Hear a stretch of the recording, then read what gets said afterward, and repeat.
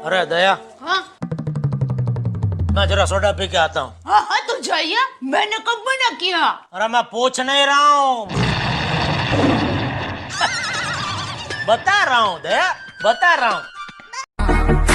Feeling proud Indian army, जंग के मैदान में कदे ना हारते, साले पीठ पीछे वार कायरा का काम से, हम गोली सीधी माथे के बचाले मारते, टेक टाइम काढ़वे में यार को निकल दे। भाई जिंदगी में इतना पैसा कमाना है कि ड्राइवर को बोल सकूं, ड्राइवर हेलीकॉप्टर निकाल, मुझे मॉर्निंग वॉक पे जाना है। तो भाई उन पैसों से ना थोड़ा सा पढ़ भी लियो, ताकि ड्राइवर और पायलट में फर्क समझ आ जाए।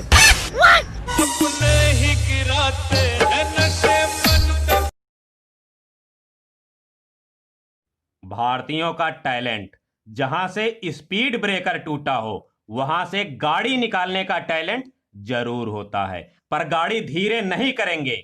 और जब भी किसी मंदिर के बाहर से निकले, चाहे कार में हो या बाइक पर, तो इतना स्टाइल से सीने पे हाथ रखकर अपना सर झुकाता है जैसे भगवान अटेंडेंस रजिस्टर लेकर खिड़की पर बैठे बैठे उसी का इंतजार कर रहे हो।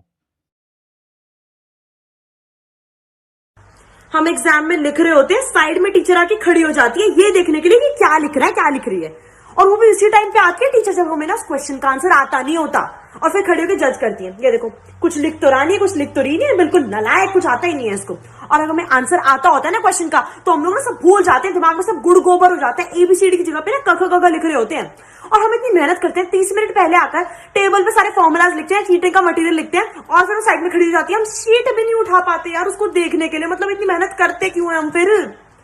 मैं ना परेशान हो चुकी हूँ, ये वीडियो को इतना वायरल कर दो कि टीचर्स तक पहुंच जाए और वो हमें बता दे कि वो हमारे साथ एग्जाम में ऐसा करती क्यों है।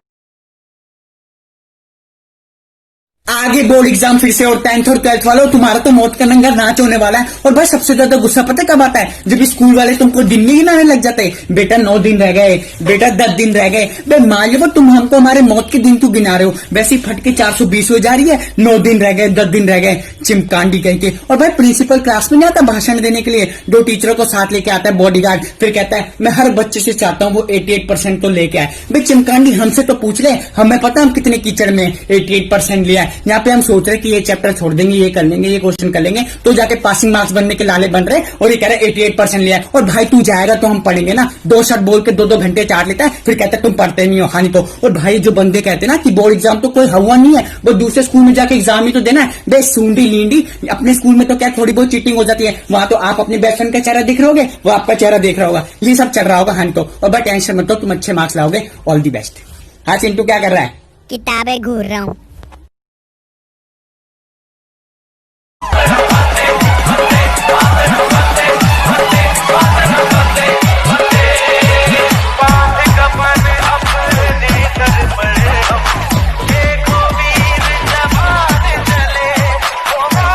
प्रभु श्री कृष्ण कहते हैं, होती आरती बजते शंख, पूजा में सब खोए हैं, मंदिर के बाहर तो देखो भूखे बच्चे सोए हैं, एक निवाला इनको देना, प्रसाद मुझे चढ़ जाएगा, मेरे दर पर मांगने वाले तुझे बिन मांगे सब मिल जाएगा। राधे राधे। क्योंकि जब आपको उल्टी आती है, आपको 10 मिनट पहले पता चल जाता है, लेकिन आपकी तबीयत खराब होने लग जाती है या आपको फील होने लग जाता है, तो उतर जाओ ना। ऐसे तो किसी को उल्टी नहीं है ना, कोई दिल्ली मेट्रो में घूम रहा है, भाई साहब काफी ठंड हो गया दिल्ली में आजकल, हाँ मैं करोल बाग जा रहा था, 1 सेकंड सॉरी झटके से आती है, पता नहीं चलता मुझे। हाँ क्या कह रहे थे? हाँ करोल बाग में मेरा ना दुकान का एक खत्म नहीं हुई है, लाइक इंसान को छींक आती है तो भी 5 सेकंड पहले है हो जाता है। इनको 1-1 लीटर उल्टी आ रही है, इनको हिंट नहीं आ रहा है हमें उतर जाना चाहिए। दोस्तों सपने में देखी गई चीजों का मतलब क्या होता है जान लीजिए। जैसे खाना खाना, पेट खराब होना, सांप देखना, लड़ाई होना, मृत्यु देखना, स्वस्थ होना, पैसा देखना, बीमारी आना, गाय देखना, खुशखबरी आना, कुत्ता देखना, दुश्मन बनना, नहाना, अच्छा होना, चप्पल देखना, अमीर होना, भूत देखना, बुरी आत्मा का होना, भीख मांगना, तरक्की होना, और घोड़ा देखने का मतलब होता है दिमाग तेज होना। होली खेल रहे बांके बिहारी, आज रंग बरस रहा,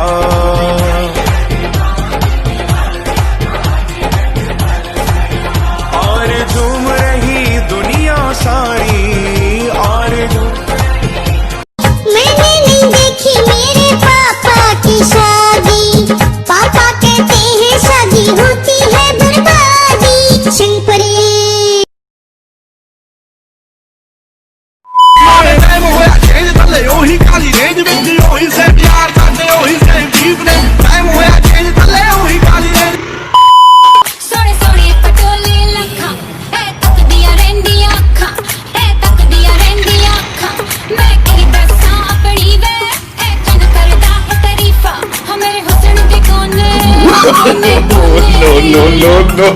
अच्छा,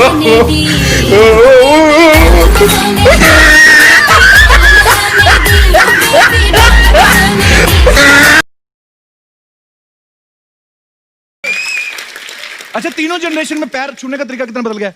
पहले के टाइम पे जो हमारे बाप दादा तो कैसे पैर छूते थे, बुजुर्गों के पैर छूते नहीं, कल दबाते भी थे, प्रणाम बाबूजी, पूरा आशीर्वाद लेते थे। दूसरी जनरेशन जो बीच वाली आई, वो बीच तक ही आती, पैर नहीं छूती, पूरा वो घुटनों तक, पैर बाबूजी, पैर भी ना करके निकल जाते, हाथ भी नहीं टच करता घुटने से। अब तीसरी जनरेशन आ गई है जो अपनी छाती पे हाथ रख के बोलती थी, बाजी करे मैंने। अच्छा, कई बुजुर्ग भड़क जाते हैं, कहते मैं कोई 5 पैरों वाली गाय हूं जिसका 5वां पैर इधर लगा, इधर चुप। अच्छा, आपका फोन कौन उठा के जवाब दे रहा है इसका भी पता चल जाता था कि कौन सी जनरेशन बात कर रही है। अगर तो बच्चा उठाता है तो वो साफ बोल देता है पापा बाथरूम में। अगर माँ उठाती है बीवी, तो बीवी बाथरूम का नाम ही लेती है, सोफिस्टिकेटेड हो जाती है। अब वो थोड़ा बाहर गए, थोड़ी देर बात कर लेना। अच्छा। अगर दादी उठाएगी, वो सारे कच्चे चिट्टे खोल देगी।